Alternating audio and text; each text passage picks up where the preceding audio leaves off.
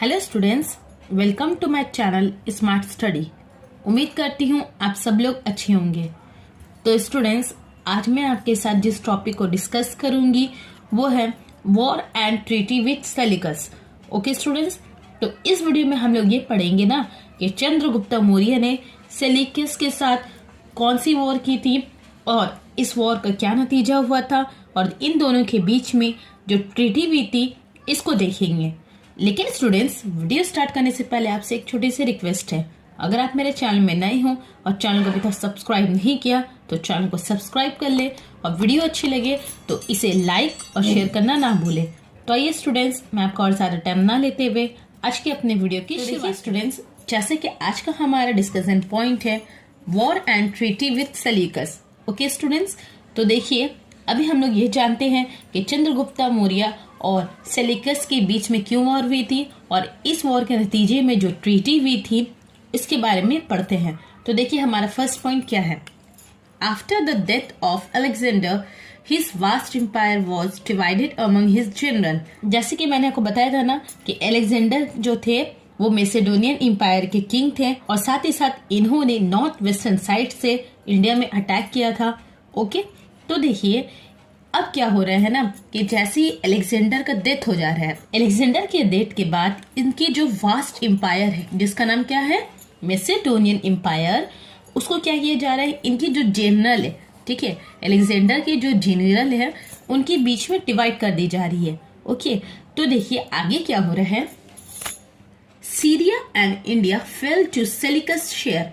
Okay, अब देखिए जो ये सीरिया है और जो इंडिया है वो किसके अंडर में आया, किसके शेयर में आया, सेल्यूकस। ठीक है, अलेक्जेंडर के एक जनरल है जिनका नाम क्या है, सेल्यूकस है। तो इसके पास क्या आया, सीरिया और इंडिया आया। अब देखिए ये जो सेल्यूकस है ना, ये क्या चाहते थे, जब अलेक्जेंडर जो है वो इंडिया में अटैक करते हैं और अटैक करने के बाद जो जो एरिया अपने अंडर में लेते हैं ना, इनके डेथ के बाद से क्या होता है, इनके डेथ के बाद से वो एरिया क्या होता है, अलेक्जेंडर के किंग से, अलेक्जेंडर के अंडर से, अलेक्जेंडर के एम्पायर से क्या हो जाती है, अलग हो जाती है। जैसे कि मैंने आपको बताया था कि अलेक्जेंडर जो है वो नॉर्थ वेस्टर्न इंडिया की जो पार्ट है उसको अपने अंडर में ले लेते हैं। ठीक इसी तरह अब जो सेल्यूकस है वो भी ये चाहते हैं कि जो नॉर्थ वेस्टर्न पार्ट है इंडिया की वो क्या हो जाए, वो अब फिर से क्या हो जाए, सेल्यूकस के अंडर में आ जाए।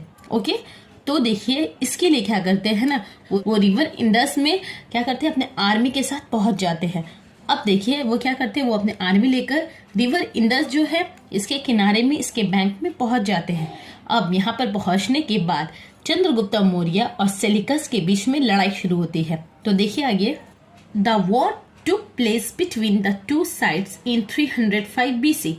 ठीक है, कौन से ईयर है, 305 BC है, जिसमें क्या हो रहा है, सेल्यूकस और चंद्रगुप्ता के दरमियान फाइट स्टार्ट हो जा रही है। कब, 305 BC में। उसके बाद देखिए क्या हो रहा है कि इस वॉर में कौन जीता कौन हारा, इस चीज को लेकर ना हिस्टोरियन एकदम साइलेंस है, कोई कुछ नहीं बोल रहा है, क्योंकि कोई भी सोर्सेस से ये नहीं पता चला है कि ये जो वॉर हुई थी जो 305 BC में हुई थी सेल्यूकस और चंद्रगुप्त के बीच में, इस वॉर में कौन जीता था, इस चीज को लेकर सब खामोश है। ठीक है, उसके बाद एक ट्रीटी साइन होता है, किसके बीच में, सेल्यूकस और चंद्रगुप्त मौर्य के बीच में एक ट्रीटी साइन होता है। तो देखिए ट्रीटी के तहत किसको क्या मिलता है, they have referred to the signing of a treaty between Seleucus and Chandragupta Maurya. जैसे कि मैंने आपको बताया 305 में सेल्यूकस जो है वो नॉर्थ वेस्टर्न इंडिया को अपने अंडर में लेने के लिए, दोबारा रिकवर करने के लिए अटैक करते कहाँ, हम इंडस रिवर के बैंक में, जहाँ दो आर्मी लड़ती है। कब, 305 BC में।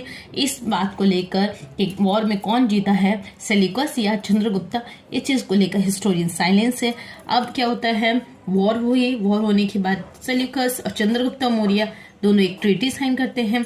इस ट्रीटी के द्वारा जो है हिस्टोरियन ये मानते हैं कि चंद्रगुप्त मौर्य जो है उनको वॉर में जीत हासिल हुई थी। क्यों, तो देखिए आगे, Seleucus had to cede to Chandragupta the territories of Kabul, Kandahar, Herat and Makkan in exchange for only 500 elephants।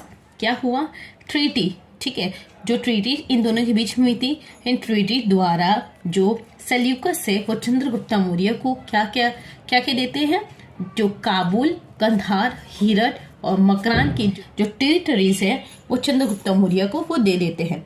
ठीक है, सिर्फ किसके बदले में? ओनली 500 एलिफेंट्स जो है वो सेल्यूकस को दिया जाता है चंद्रगुप्त द्वारा। तो स्टूडेंट क्या कहते हैं, ट्रीटी द्वारा ये साफ जाहिर होता है कि इस वॉर में चंद्रगुप्त को जीत हुई थी और साथ ही साथ चंद्रगुप्त मौर्य जो है वो मैट्रिमोनियल अलायंस के तहत इनकी डॉटर हेलेन से शादी करते हैं। ओके स्टूडेंट्स, तो देखिए Seleucus gave his daughter Helen in marriage to Chandragupta Maurya. ठीक है, जो सेल्यूकस की बेटी है हेलेन, उसका क्या होता है, उसका शादी जो है चंद्रगुप्त मौर्य से करवा दी जाती है। ठीक है, अब देखिए क्या हो रहा है, सीरिया और इंडिया के बीच में क्या हो रहा है, एक फ्रेंडली रिलेशनशिप बिल्ड हो जा रही है। ओके, अब इस फ्रेंडली रिलेशनशिप बिल्ड होने के बाद जो सेल्यूकस है वो इंडिया में अपना एक एम्बेसडर भेजते हैं जिनका नाम है मेगास्थेनिस, जिन्होंने इंडिका नाम की एक बुक लिखी है। इस बुक के जरिए हमें मौर्य एम्पायर के हिस्ट्री के बारे में काफी चीजें पता चलती है। ओके, तो स्टूडेंट्स अभी हम लोगों ने क्या पढ़ा? अभी हम लोगों ने पढ़ा war and treaty with Seleucus. ठीक है, कि चंद्रगुप्त मौर्य और सेल्यूकस के बीच में कौन सी वॉर हुई थी, क्यों हुई थी और कौन से ट्रीटी हुई थी। ओके, इसको हम लोगों ने जाना। स्टूडेंट्स मैं आज का अपना सेशन यही खत्म करती हूँ। अगर आपको टॉपिक से रिलेटेड कोई क्वेश्चन या क्वेरीज है तो मुझे नीचे कमेंट में लिखना, मैं इसका आंसर जरूर दूंगी। तो मैं मिलती हूँ आपसे अपने अगले वीडियो में, तब तक के लिए अल्लाह हाफिज।